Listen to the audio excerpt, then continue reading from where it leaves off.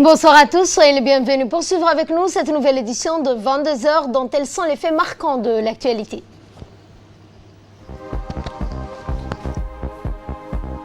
Le chef de l'État Ismaël Omar Guelleh a présidé ce matin les travaux de la 19e séance du Conseil des ministres. Dans l'actualité internationale, l'ONU proclame le 27 décembre journée internationale de la préparation aux épidémies. Bonsoir et merci de nous accueillir chez vous sous la présidence du chef de l'État Ismaël Omar Guelleh. C'était aujourd'hui la 19e séance du Conseil des ministres où 18 questions étaient à l'ordre du jour. Eh bien, la première question portant sur un projet de loi de finances portant sur le budget initial de l'État pour l'année 2020. La deuxième question est relative à un projet de décret fixant la date des élections présidentielles et portant convocation du collège électoral. La date du premier tour des élections présidentielles est fixée au vendredi 9 avril 2020, suivant le compte rendu du porte-parole du gouvernement, Mohamed Ali Youssouf. Sous la présidence du chef de l'État, son Excellence M. Ismaël Omar Guelleh, s'est tenue la 19e séance du Conseil des ministres en ce mardi 8 décembre 2020. Étaient inscrites à l'ordre du jour 18 questions. La première question concerne un projet de loi de finances portant budget initial de l'État pour l'exercice 2021. Le budget de l'État pour l'exercice 2021 est arrêté en équilibre entre recettes et dépenses à la somme de 141 milliards 335 millions de francs djibouti, soit une baisse de 17 milliards 764 millions de francs djibouti, équivalent à un taux de décroissance de moins 11%. vis-à-vis du budget rectificatif de l'exercice 2020. Les dépenses courantes pour l'exercice 2021 sont prévues à hauteur de 95 milliards 886 millions de francs djibouti et affichent une baisse importante de 8 milliards 38 millions de francs djibouti, soit une baisse de 8% de taux de croissance par rapport à la loi de finances rectificative 2020 qui était donc établie et estimée à 103 milliards 924 millions de francs djibouti. Celle-ci se décompose en parties et en titres considérés essentiellement comme suit. La dette publique, ce poste passe de 10 milliards 420 millions de francs djibouti en 2020 à 12 milliards 791 millions de francs djibouti en 2021 et affiche une croissance de 23%.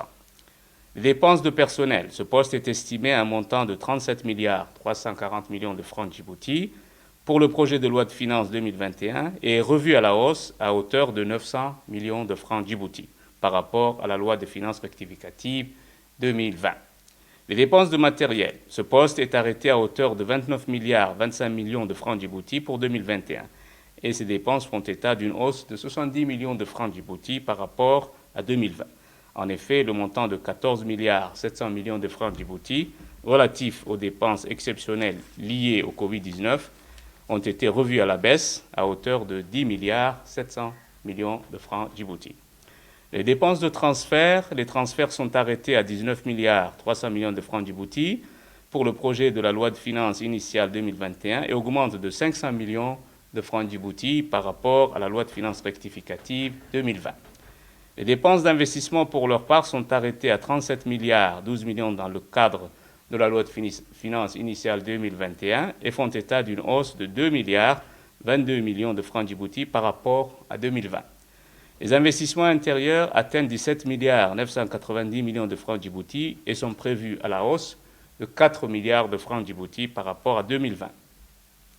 Les investissements sur financement extérieur sont arrêtés à 19 milliards 22 millions dans le cadre de la loi de finances initiale 2021 avec donc une baisse de 1 milliard 978 millions de francs djibouti par rapport à 2020.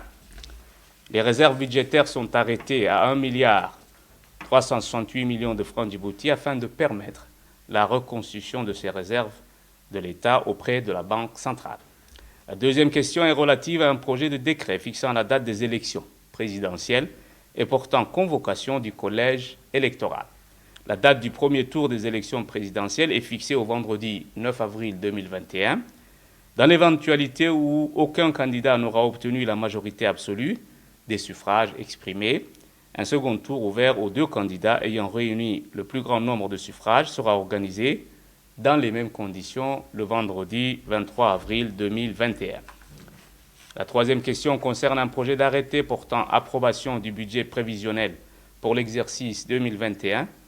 Les comptes prévisionnels pour l'exercice 2021 du CRIPEN se décomposent comme suit. En produit à 502 626 000 francs Djibouti et en charge à 502 626 000 francs Djibouti.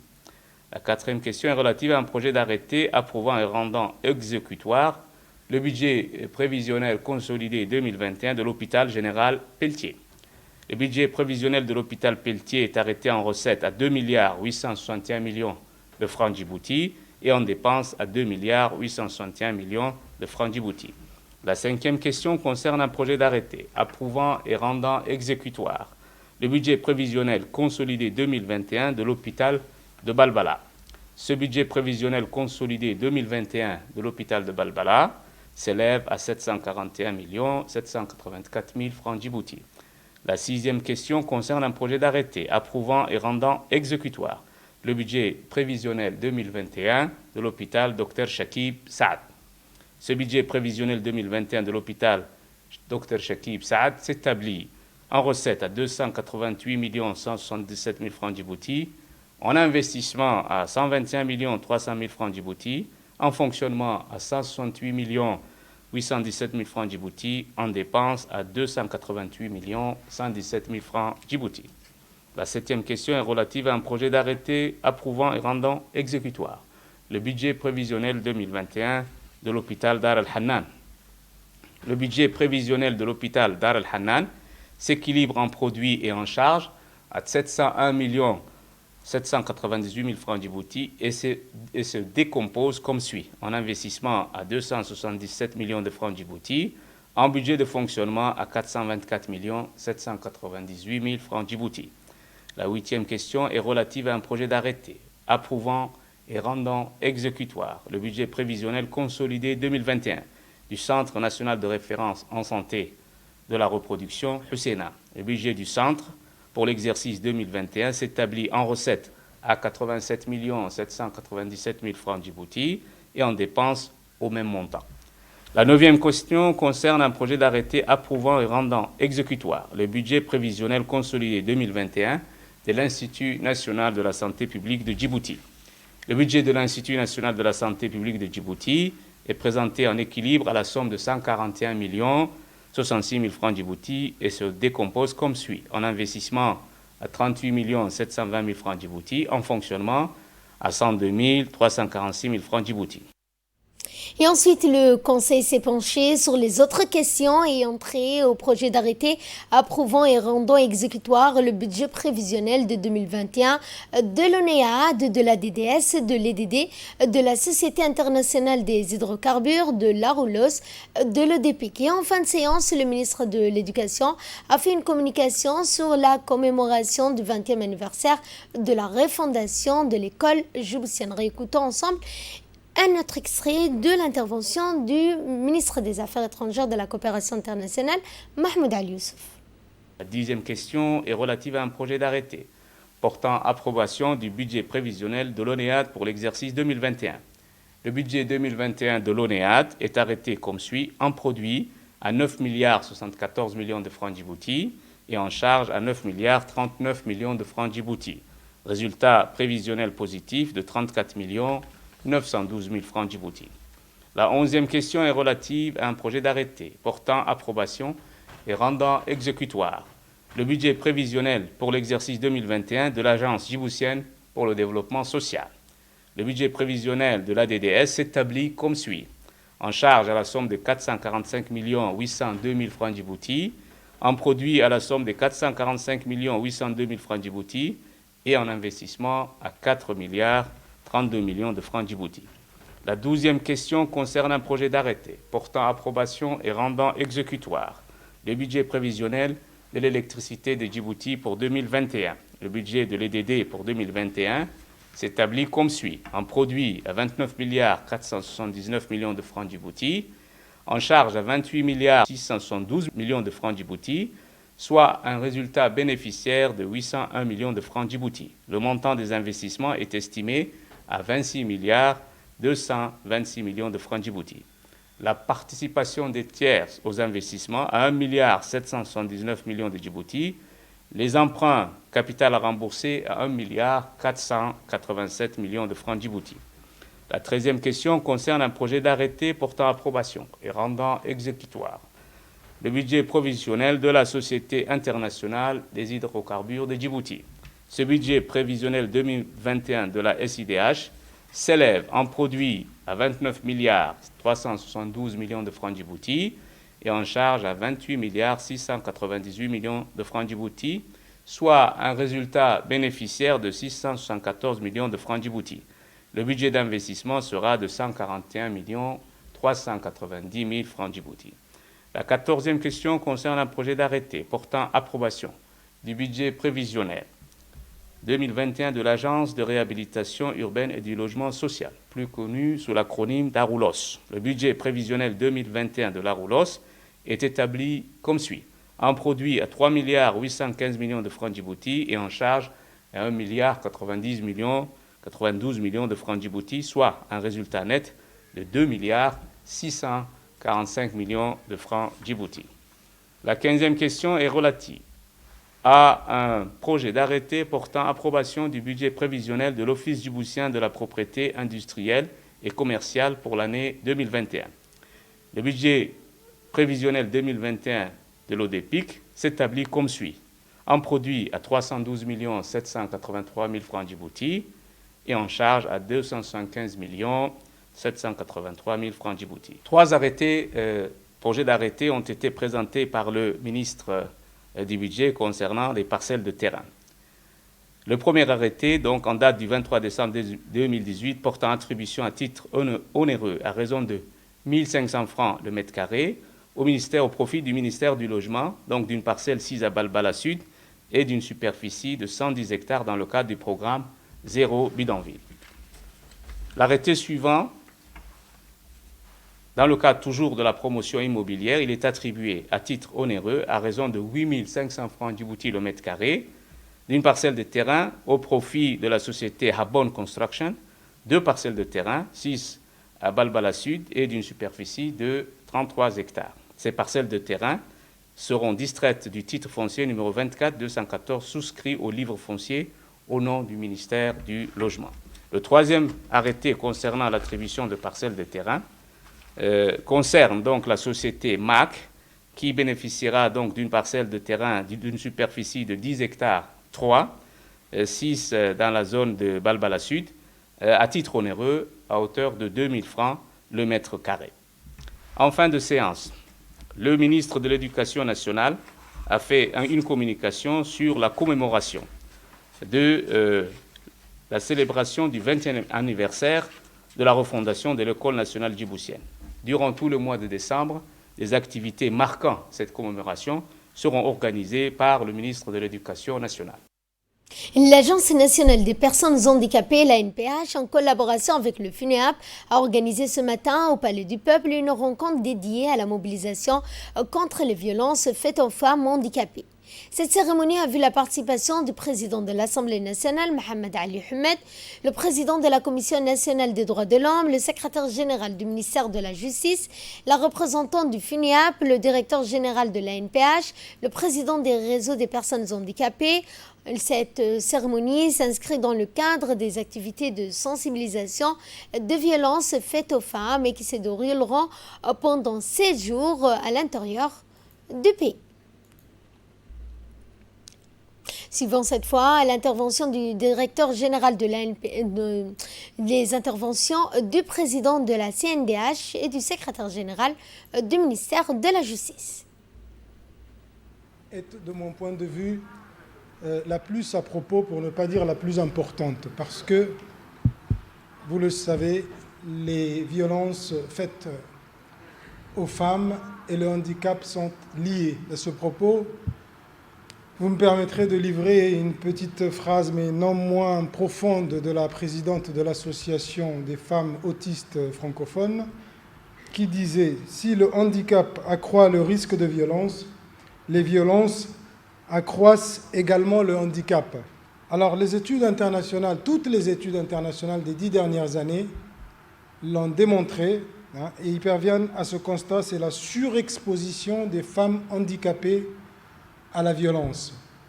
Les jeunes femmes et les filles subissent 10 fois plus de violences que les femmes valides, que les personnes valides. Ça, c'est un constat au niveau international.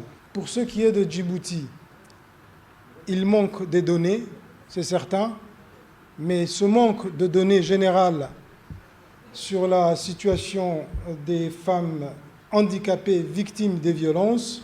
Les violences basées sur le genre, ce sont des réalités dans notre pays. Il ne faut pas les nier. Ces violences existent dans notre pays et surtout, je vais en parler de quelques-unes. Il s'agit des mutilations génitales féminines dont nos filles sont généralement victimes et en particulier les jeunes filles handicapées. Nous avons un arsenal juridique pratiquement complet.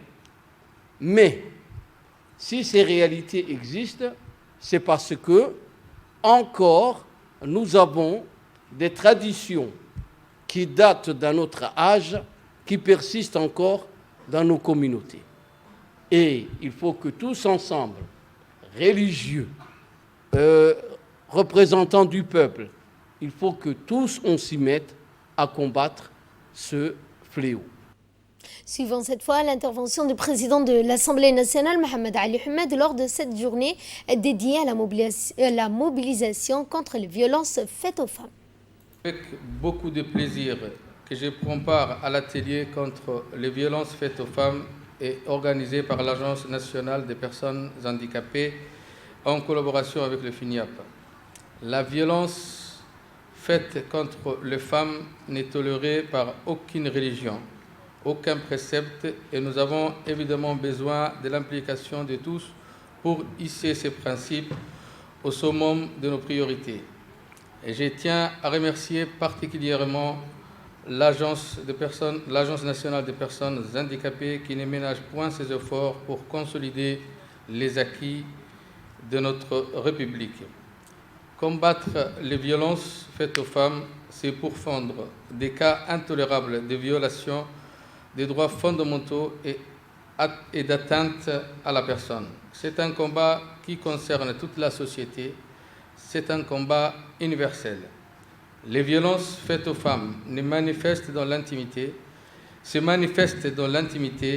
elles se manifestent à l'écart des regards et la douleur qu'elles provoquent est souvent difficile à partager parce que la honte réduit au silence.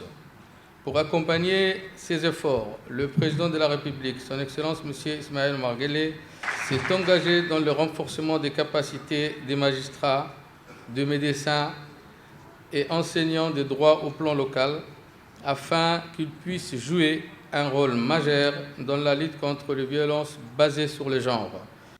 Le directeur général de l'OCES Village, accompagné des jeunes de e-learning, ont hier matin visité l'Assemblée nationale, entre autres, et rencontré l'honorable président de l'Assemblée, Mohamed Ali Hamed, mais aussi la représentante de l'OIF en visite officielle à Djibouti. Les jeunes ont pu profiter à cette occasion des expériences des élus du peuple pour s'enquérir d'informations sur l'organisation, le fonctionnement de l'Assemblée nationale et surtout apprendre sur les différents projets de loi et propositions de loi. De ce fait, le directeur a pu échanger avec le président de l'Assemblée nationale sur la question relative à la jeunesse djiboutienne en général et à ces jeunes d'e-learning en particulier. Durant cette visite, une présentation leur a été faite sur l'Assemblée nationale dans la vie politique.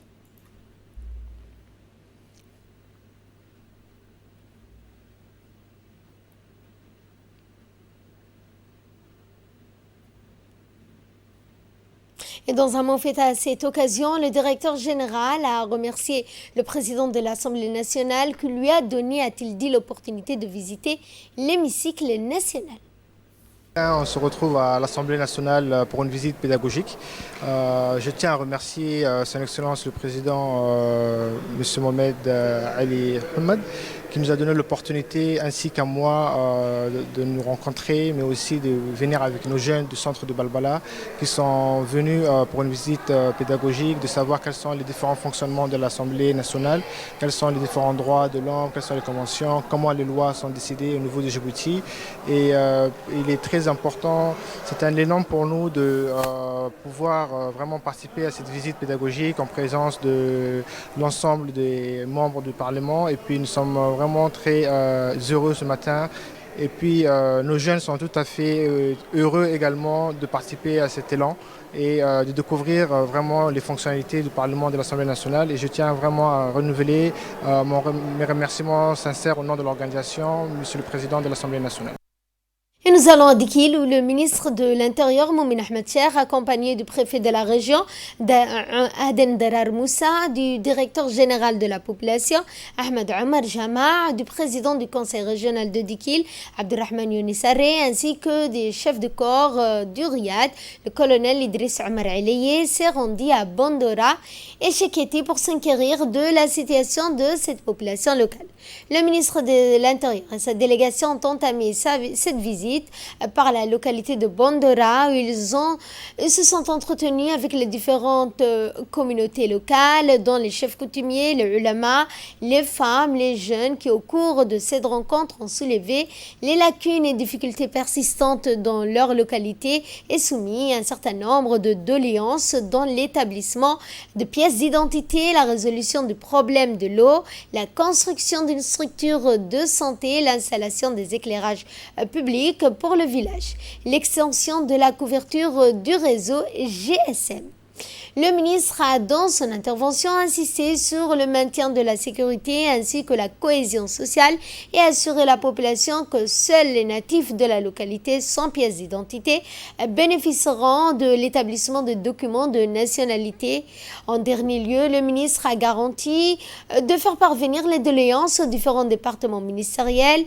Le ministre de l'Intérieur s'est entretenu avec la communauté locale qui a adressé ses hommages appuyés pour les travaux accomplis quant au développement de leur localité.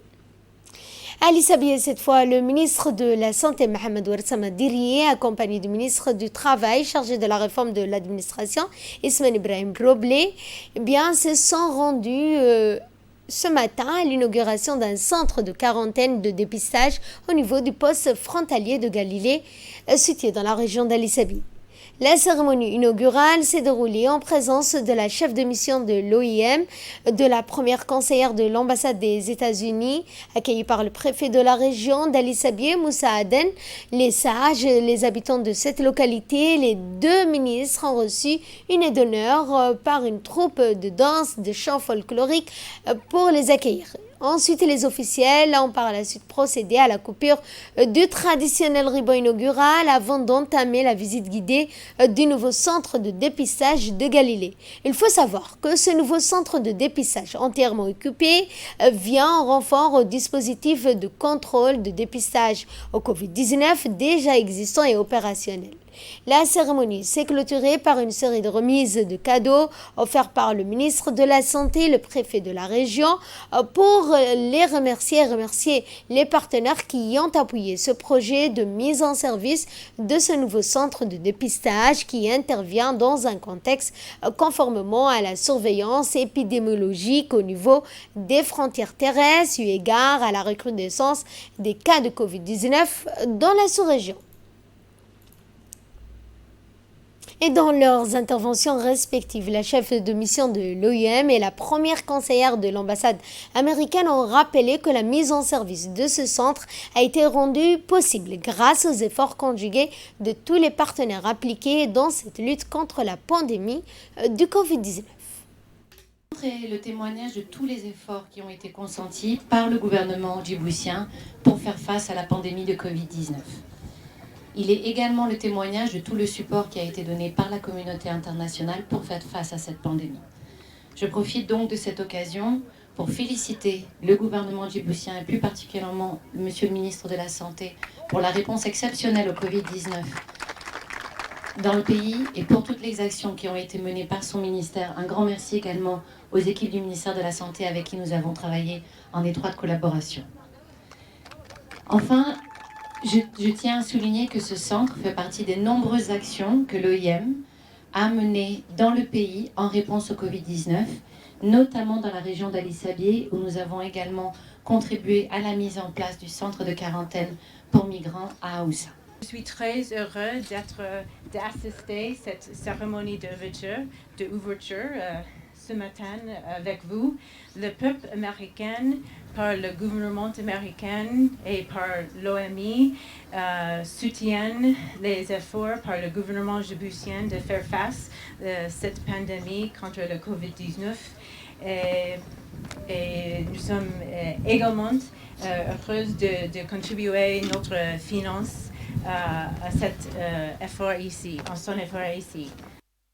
Le ministre de la Santé, Mohamed Ouarsama Dirie, a loué quant à lui l'appui indispensable des partenaires techniques et financiers pour mener à bien cette riposte nationale engagée contre la Covid-19. C'est un réel plaisir de présider ce matin la cérémonie d'inauguration du centre de dépistage de la Covid-19 ici à Guelilé.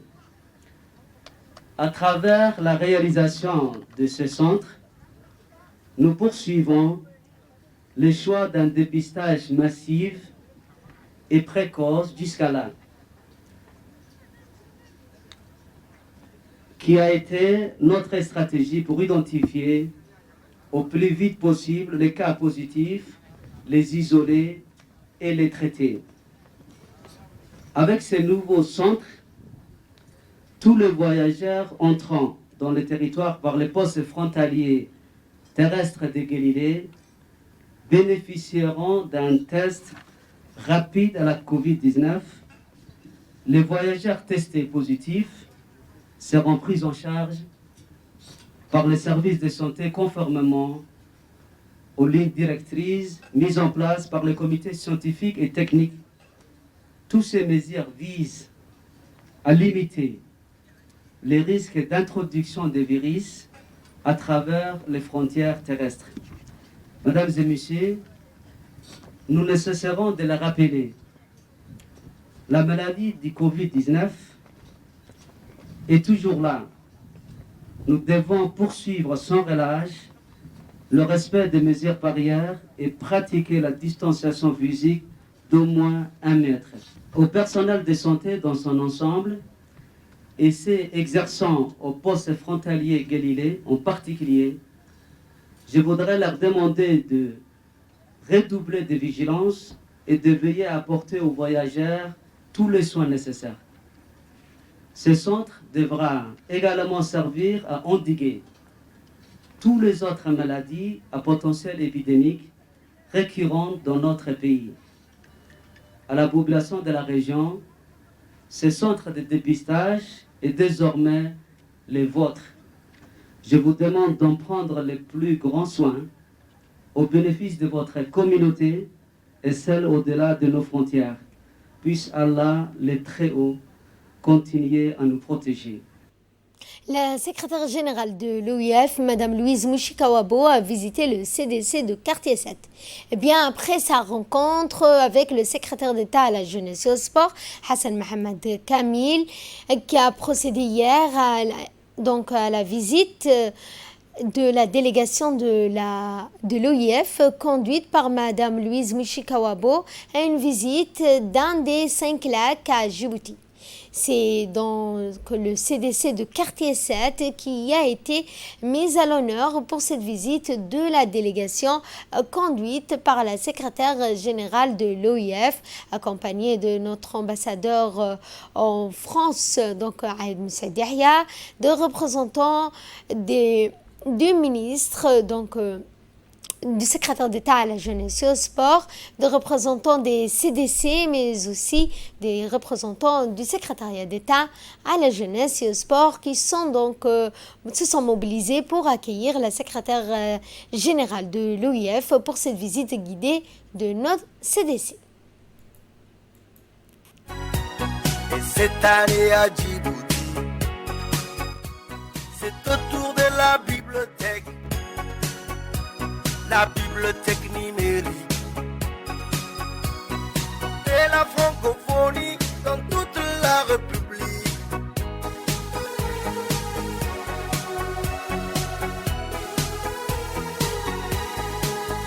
Francophonie Natsakademe Awai Tanora Nabame Saratanora Aizu Gaizele Francophonie Natsakademe Awai Tanora Nabame Saratanora Aizu Gaizele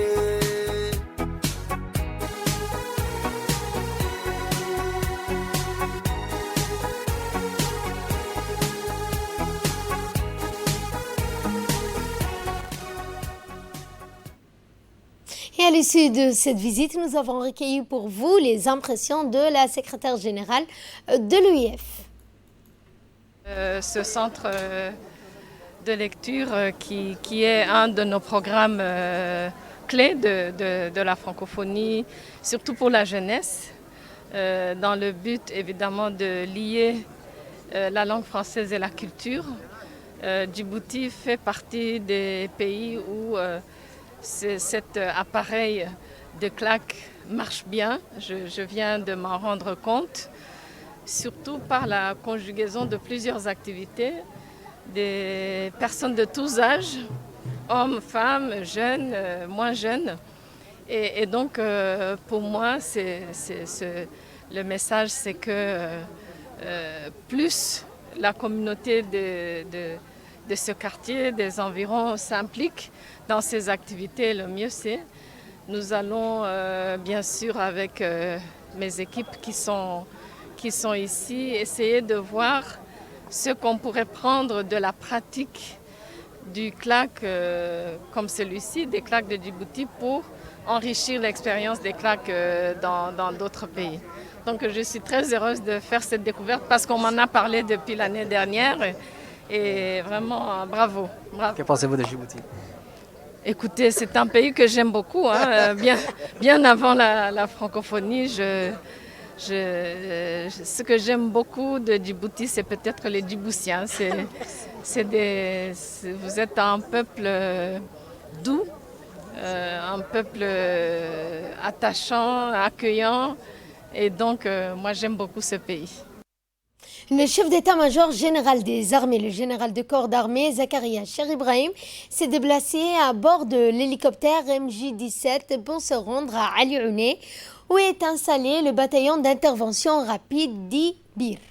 Dans son déplacement, le général Zakaria Cher Ibrahim était accompagné du général de brigade Daher Ali Mohamed, chef d'état-major de la défense, du général de division Hassan Ali Kamil, conseiller du SEMGA, et du colonel Abdullahi Abdi Farah, directeur général de la police nationale. À la descente de l'hélicoptère, le SEMGA a accueilli le lieutenant-colonel Mohamed Mahmoud Assoué, commandant du bataillon, puis le SEMGA a salué le piquet d'honneur dressé en son honneur. Par la suite, la délégation conduite par le général Zakaria Cher Ibrahim a assisté à un exposé sur le bataillon d'intervention rapide, notant la présence de Tahir Hassan Abadid, commandant du régiment blindé, du lieutenant Mohamed Jama' Qayat, commandant de l'école militaire président Goulet de Holhol. Il était question de discuter, de réfléchir ensemble des voies et moyens de diminuer ou d'éradiquer le trafic illicite impactant négativement sur le développement économique du pays. Eh bien, le colonel Abdullahi Abdi Farah, directeur général de la police, a exposé son expertise dans le domaine de la lutte contre la contrebande. Ainsi, Abdullahi Abdi Farah a expliqué au SEMGA le mode opératoire des contrebandiers. Et au terme de la présentation théorique, le général Zakaria Cher Ibrahim a entamé la revue à la place du rapport de Ali Ouné. Ensuite, le SEMGA a entrepris la promotion au grade supérieur de militaires qui ont excellé dans leur domaine. Eh bien, ces lauréats se sont fait remarquer par l'excellence du travail accompli dans l'exécution des tâches assignées et leur volonté à toute épreuve. Fiers de leur rendement, le SEMGA les a félicités à travers cette promotion et les a exhortés à s'investir davantage pour donner le meilleur d'eux-mêmes. Force est de constater que le bataillon d'intervention rapide témoigne de la volonté, de la stratégie militaire du président de la République, chef du gouvernement et chef suprême des armées, concrétisé par le chef d'état-major général des armées. Eh bien, le bataillon d'intervention rapide se veut le noyau offensif des forces armées djiboutiennes, créé en 2017. Ce bataillon est conformément donc au format du commandant marin américain, unité d'élite des forces américaines, formée par des instructeurs américains. Ce bataillon peut se disloquer en plusieurs unités pour une meilleure mobilité et peut être peu projectable à tout moment, aussi bien à l'intérieur du pays qu'à l'extérieur pour défendre notre pays.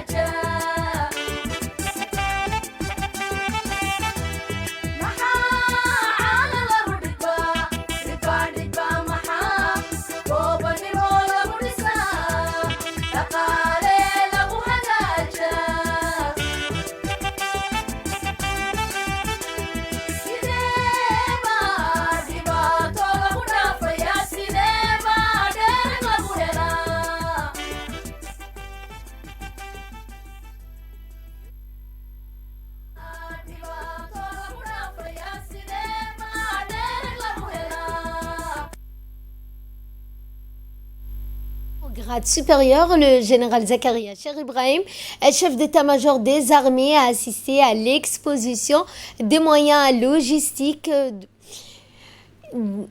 d'appui. En effet, les forces américaines dotées de bataillons d'intervention rapide de 48 véhicules tactiques blindés. Ces véhicules jouent en effet un rôle majeur dans la mobilité de ce bataillon et quant à sa capacité à se disloquer en unités élémentaires. Outre sa capacité à se mobiliser, ces véhicules tous blindés permettent de résister aux armes légères et offrent meilleure protection contre les explosions de mines sous les camions comme les engins explosifs improvisés. De son côté, le bataillon Bir a fait savoir ses techniques et tactiques à des démonstrations de combat face à un ennemi éminent. Ainsi, le général Zakaria Cher Ibrahim a assisté au montage-démontage d'un pistolet automatique utilisé dans la protection des autorités VIP. Eh bien, la visite guidée s'est clôturée par une évaluation des chantiers et rénovations entreprises. En effet, le bataillon d'intervention rapide a entrepris des travaux de construction et d'agrandissement du camp afin d'optimiser les conditions de travail des nouveaux.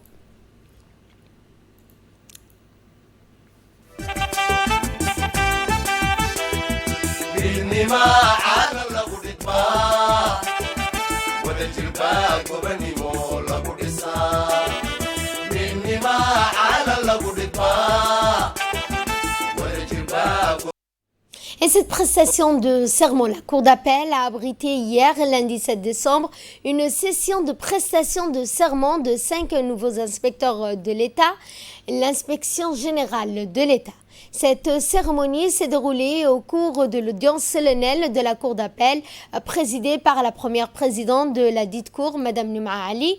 Ces 5 nouveaux inspecteurs d'État ont été nommés par décret du président de la République, décret numéro 640-3. Il s'agit respectivement de Mme Hawa Sharmake, M. Younis Abdelrachid, Cher Abadid, M. Ibrahim Mohamed Dato, Mokhtar Abdijama. Et ces jeunes hommes et femmes se sont engagés à accomplir leurs fonctions avec impartialité, intégrité, dans le respect de la Constitution, des lois et des règlements en vigueur en République de Djibouti. Et dans le cadre de renforcement des mesures de protection des prisonniers contre la Covid-19, eh bien, les prisonniers de la prison de Gabot ont bénéficié de ces lots de produits offerts par la Commission nationale des droits de l'homme, présidée par Suleiman Oudin, en partenariat avec la Douane Zakat, a remis aujourd'hui un lot important de kits d'hygiène à la prison civile de Gabot. La délégation mixte CNDH Douane a remis ce don de kits d'hygiène au directeur de la prison civile de Gabot, le commandant Mohamed Younis, qui les a donc destinés. Le sous-préfet du 2e arrondissement a présidé hier une réunion importante dans son bureau sur la santé et la lutte contre toute forme de drogue. Cette réunion a réuni les médecins-chefs des centres communautaires du district, de la sous-préfecture du 2e arrondissement, de représentants de la CNSS, des médecins, du ministère de la Santé, de la police nationale et de la garde républicaine. Les responsables ont discuté de voies et moyens de protéger la population contre ces maladies saisonnières, dont le paludisme.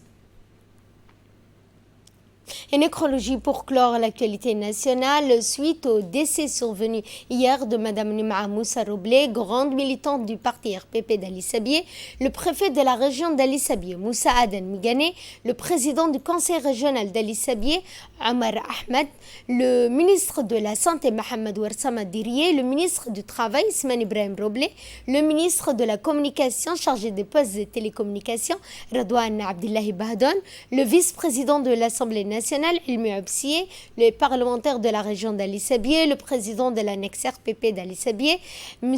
Mohamed Ibrahim, ainsi que les Oukal du village Assajog adressent leurs condoléances les plus attristées aux membres de la famille de la défunte. Par ailleurs, partout, des messages affluent, dont notamment le secrétaire général du RPP, Elias Moussa Dawale, ainsi que le directeur général de la RTD, Mahmoud Suleiman Hared, adressent leurs condoléances les plus attristées à la famille de la défunte. Inna lillah wa inna ilayhi raji'un. Dans l'actualité internationale, je vous l'annonçais dans les titres, l'ONU proclame le 27 décembre journée internationale de la préparation aux épidémies. L'Assemblée générale de l'ONU a adopté hier lundi une résolution faisant du 27 décembre la journée internationale de la préparation aux épidémies, alors que la propagation de la Covid-19 a mis en évidence une absence d'anticipation en matière de maladies. Le texte invite tous les États membres, les entités des Nations Unies et les autres organisations mondiales régionales et sous-régionales, le secteur privé, les sociétés civiles, y compris les organisations non gouvernementales, à célébrer chaque année la journée internationale de la préparation à la pandémie. La résolution encourage les 193 pays membres des Nations Unies à organiser des activités d'information et de sensibilisation afin de souligner l'importance de la prévention des épidémies, de la préparation et de la conclusion des partenariats pour y faire face. Fin de ce journal. Merci à vous de nous avoir suivis. Merci également à la régie. Excellente soirée à toutes et à tous.